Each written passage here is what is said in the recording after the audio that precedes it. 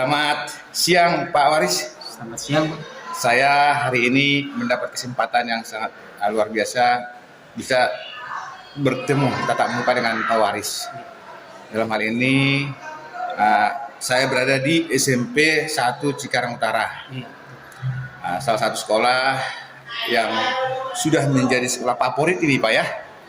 Dan banyak prestasi yang dibangun oleh para kepala sekolah, para pemimpin di SMP 1 Cikarang Utara ini Pak ya. Iya, betul. Dan ini bahkan salah satu sekolah yang paling diminati oleh masyarakat sekitar. Betul. Kalau kita lihat dari sisi ini, tentunya didukung dengan kehadiran para tim kerja Pak ya. Iya. Dalam mencapai tujuan prestasi tadi Pak ya. Iya. Termasuk dari kehadiran guru yang memiliki kompetensi yang memadai Pak ya. Tentunya seperti itulah kira-kira sehingga menjadi timbul suatu gebrakan yang luar biasa dibangun oleh sekolah ini. Setelah bekerjasama dengan guru, kepala sekolah atau komponennya Pak ya. Iya. Pak, saya mau tanya nih Pak. Iya. Pak Waris ini kan sebagai guru nih Pak nih. Iya, betul. Tentu punya profilnya Pak ya. Iya. Boleh saya cerita Pak terkait dengan Bapak sebagai profesi guru dan juga latar belakang Bapak Pak? Iya.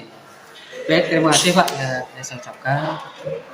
Yang pertama, kalau Bapak menanyakan tentang profil saya, alhamdulillah saya background-nya S1-nya BK Murni, bimbingan konseling murni. Jadi saya bukan guru mu'alaf. Oh, iya. Artinya bukan pelajaran yang lain kemudian masuk menjadi guru BK, bukan. Oh, gitu. Tapi saya adalah guru murni, background-nya BK, S1 bimbingan konseling. Kemudian banyak hal yang Pak yang pernah saya capai sebagai guru BK, bertugas mulai tahun 98 pas ketika Bapak Soeharto dilengsarkan saya sudah berada di sini. Kemudian tahun 2002 saya alhamdulillah diangkat menjadi pegawai negeri sipil.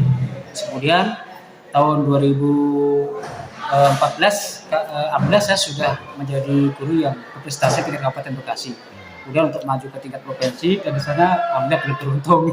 Iya. Terus kemudian sampai 2002 ini kemarin juga kami diklat yang diikuti guru BK Kabupaten Bekasi pesertanya sekitar 127. Alhamdulillah Pak, kemarin juga saya termasuk salah satu juara satu guru yang terkreatif dalam tingkat itu. Dan kata Bapak panitia katanya nanti sertifikatnya beda, dapat dua. Satu sertifikat guru terkreatif, yang kedua sertifikat yang sama dengan guru-guru yang lain pesertanya. Ini sementara profil saya. Jadi punya jenjang ya. Iya, betul. Punya alur yang cukup menarik Pak ya. Iya. Berarti di sekarang ini Bapak sedang mengajar mata pelajaran apa Pak untuk para siswa didik kita Pak? Dari ketika masuk di sini tahun 98 itu saya pure clear guru bimbingan konseling, tidak mengajar mata pelajaran yang lain. Artinya, karena ketika kita belajar pelajaran yang lain nanti akan jadi ada kayak tidak konsekuensinya yang enggak sesuai dengan arah tadi ya. Iya. Dengan anak juga akhirnya nggak kurang tepat karena di kelas ketemu kalau wajar kan, di BK ketemu nggak ada bedanya. Ketika BK murni nanti akan ada bedanya. Berarti Bapak sudah memberikan pemahaman yang sangat ke arah karakter Pak ya. Betul. Membangun perilaku ya. Iya, betul. Agar supaya anak-anak didik yang ada di SMP ini bisa terbangun arahan yang ke arah yang lebih berkarakter. Betul. Dan membangun fondasi-fondasi sebagai anak yang bisa diharapkan menjadi anak-anak yang baik lah ya. Betul. Pada prinsipnya kan di situlah secara psikolognya dibangun Pak ya. Iya, betul. Di sini Pak ya. Itu tentunya ini kan banyak tantangan yang kita lihat sebagai guru konseling ini dalam melakukan tugasnya Pak ya. Iya, betul. Karena batin up ya Pak ya. Iya. Dalam hal ini Pak ya. Nah seperti apa sih Bapak melakukan program-program agar supaya tersalurkan dengan baik di dalam kegiatan ini terhadap anak-anak Pak di sekolah ini? Betul, terima kasih. Jadi tugas tugas saya sebagai guru BK itu sangat berbeda dengan guru yang mengajar di kelas atau wali kelas. Karena tugas kita sebagai guru BK adalah membantu anak-anak supaya bisa memahami dirinya. Iya. Yang dipahami apa? Ya, bakatnya, minatnya, kecerdasannya, atau cita-citanya, hobinya, itu yang kita bantu ke anak paham tentang dirinya.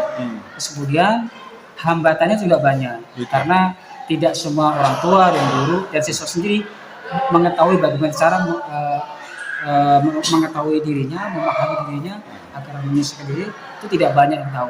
Makanya tugas guru BK adalah mendampingi mereka, baik anak, orang tuanya atau guru, supaya anak-anak ini lebih bisa menyesuaikan diri dengan lingkungan. Apalagi kelas 7 ini yang baru ini.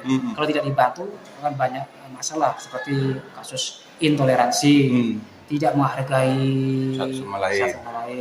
atau rasis, menyebut dengan kata-kata yang sebetulnya tidak pas. Tetapi juga saya berusaha meyakinkan bahwa ketika kita disebut atau dikatakan misalkan kita orang Indonesia harus bangga, disebut Cina harus bangga, jangan disebut Cina marah, jangan. Jadi kita harus bangga dengan diri kita sendiri. Atau kalau ada teman-teman anak-anak yang berbeda dengan yang lain, kemudian eksis dengan dirinya, harus wajib kita hormati. Kita memberikan pemahaman agar anak yang mayoritas itu bisa memahami hal yang sama, feedback toleransi dirinya. Gak ada radikalisme, gak ada intoleransi dan yang lain-lain. Itu semuanya guru BK insya Allah bisa membantu dengan baik. Artinya dalam pembangunan pedagogiknya harus jalan itu Pak. Betul, ya. Dalam artian seperti itulah yang kita bangun di dalam komunitas itu tadi. Ya, namanya bimbingan konseling terdiferensiasi. Harus mengatur satu persatu seperti apa. Termasuk guru yang mengajar sama.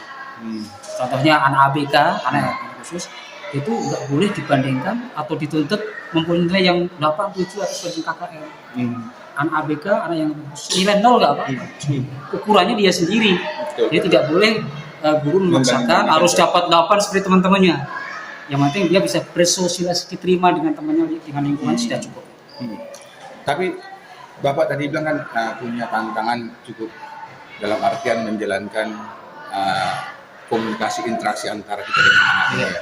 Dan juga bahkan tidak cukup hanya di lingkaran itu saja ya. Betul. Karena ini ruangnya cukup luas. Betul.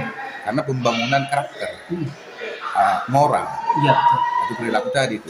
Bagaimana supaya anak ini terarah ke depannya menjadi bermoral, budaya, dan berwawasan kebangsaan. Ini ada tantangan yang tadi Bapak bilang tadi. Tantangan seperti apa sih yang lebih yang sering kita dapatkan di dalam pengembangan itu, Pak? Iya. Jadi karena kita kan sebagai bangsa yang multikultur, jadi banyak aneka suku bangsa, bahasanya, adat kebiasaannya, terus kemudian bahasanya. Jadi kita harus memberikan pemahaman kepada anak-anak agar paham, sehingga tidak ada yang saya katakan tadi, ada bullying, ada intoleransi, rasisme dan sebagainya. Jadi hambatannya yaitu bagaimana kadang-kadang mereka tidak bisa menerima apa yang kita maksudkan dengan baik. Tapi kita sabar karena kan tidak seperti membalikkan tangan, harus hari itu harus paham. Kita harus sabar, mungkin sedikit lama-lama juga mereka akan memahami untuk menghilangkan tantangan-tantangan. Ini kan di bagian daripada pertanyaan saya terkait dengan sekitar guru bimbingan konseling lah ya. Iya. Nah, Pak, ini kan sudah plur Pak ya. Kalau kita lihat dari sisi terjemahannya cukup menarik. Iya. Dalam upaya dan konsepnya sehingga bisa memberikan yang penilaian yang baik nantinya ketika kita lihat hasilnya. Iya. Nah, kalau dilihat dari segi perkembangan sekarang ini kan ya Pak ya. Betul. Banyak tantangan yang dihadapi anak. Iya. Yang dihadapi oleh orang tua. Betul. Dari hasil upaya Bapak tadi, pergeseran yang dihadapkan oleh anak-anak ini dalam situasi kondisi, ada nggak Bapak bikin satu market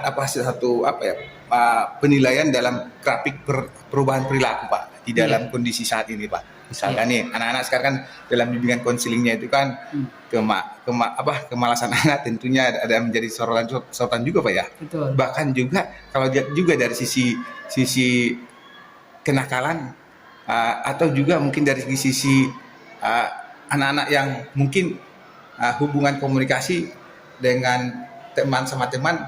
Nah ini ada nggak terjadi ini Pak? Gimana ini Pak? Iya. Bisa nggak Bapak terjemahkan ini Pak? Iya. Jadi sekarang ini mindset guru BK atau guru mata pelajaran yang lain harus berubah. Yang semula berfokus atau orientasinya pada hasil, sekarang harus di-change atau dirubah orientasinya pada proses.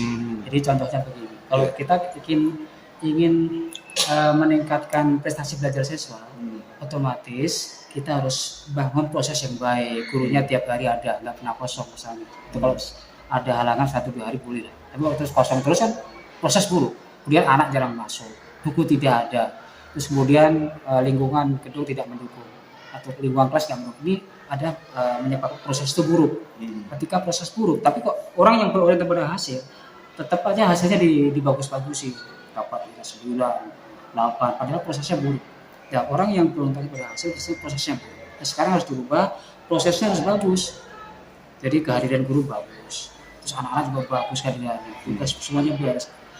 Ketika proses bagus, otomatis hasil akan mengikuti. Gitu.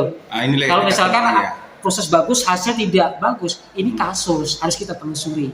Tapi kalau proses bagus, pembelajaran itu pakai alat peraga dan sebagainya, pasti hasilnya nggak akan mengkhianati. Harus bagus. Ya, seperti kemarin pas corona 2 tahun, anak belajar di rumah, tapi ulangannya bagus-bagus. Iya. Ketika masuk malah jelek, ini yang salah. Berarti proses di sekolah masih buruk. Belum terpenuhi ya? Iya, belum terpenuhi. Prosesnya itu Pak ya? Seharusnya dibalik. Proses kita tatap muka bagus hasilnya, di rumah buruk. Tapi yang terjadi kan di rumah malah bagus hasilnya, pas tatap muka pada jelek prestasinya gitu kan. Nah, ini yang harus dirubah. Ini benar-benar harus menjadi orientasi kepada proses Pak ya? Proses sekarang harus. Tidak cukup hanya hasil Pak ya? Iya.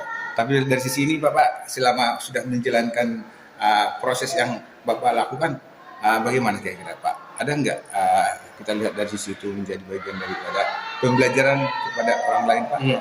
Dari hasil yang sudah Bapak lakukan, jadi Pak? Kalau saya sebagai guru tidak hanya bekerja untuk siswa saja, tapi juga saya menggerakkan komite sekolah. Yang tadinya komite datang hanya sambutan perpisahan, Isra Mi'raj, Maulid, tapi sekarang saya ajak bergerak, bikin rekening, buka rekening, kemudian bergerak nyari dana keluar, alumni ke perusahaan, ke bank, kemudian bisa membantu membangun sekolah. Seperti yang sudah WC di sana sudah dibangun, berapa pintu itu pakai keramik temboknya. Terus ini sebentar lagi minggu ini ruang BK akan disekat dengan dana komite. Nah, ini bukti guru BK tidak hanya bekerja untuk siswa, tapi juga menggerakkan yang lain. Kemudian di PGN juga gitu. Semua Pak ya. Iya. Sehingga komite juga mempunyai sarana dan juga mempunyai kekuatan untuk membangun komunikasi di luar ya. Di luar ya. Iya. Untuk mengajak, karena mereka lah sebagai perwakilan daripada orang tua murid itu Pak ya, dalam mendukung program-program sekolah Pak ya. Jadi dia komite datang nggak lihat doang, melihat sesuatu yang kurang bantu. Harus dibantu. Sekolah tanpa bantuan komite tidak akan maju. Ini saya berpikir, saya lebih baik punya murid 313 siswa, akan menggerakkan komite, semua lurah, camat, pengusaha digerakkan. Saya akan jungkalkan yang 1000 siswa, akan saya kalahkan. Kalau saya 313 dibantu komite dan stakeholder yang lain. Jadi buat apa? Murid banyak tapi nggak ada prestasi kan? Iya. Karena mereka nggak menggerakkan yang lain. Iya. Nggak minta bantuan yang lain. Dia maunya zona aman. Berarti harus kerja keras cuma ya. Murid sedikit harus terlibat. Kita menggerakkan komite, pengusaha, dana ada, siswa prestasi kita bimbel yang kelas nasional internasional maju. Karena memang ada regulasinya yang mendukung Pak ya. Iya mendukung. Untuk membangun peran serta daripada masyarakat itu ya. Merdeka. Sekarang bukan terjajah lagi. Sudah merdeka. Jadi inilah yang konsep yang Bapak bangun sehingga mengefektifkan bekerja komite itu berjalan. Semua stakeholder. Bekerja semua. Luar biasa kalau dari segi tantangan dan panggilan Pak ya.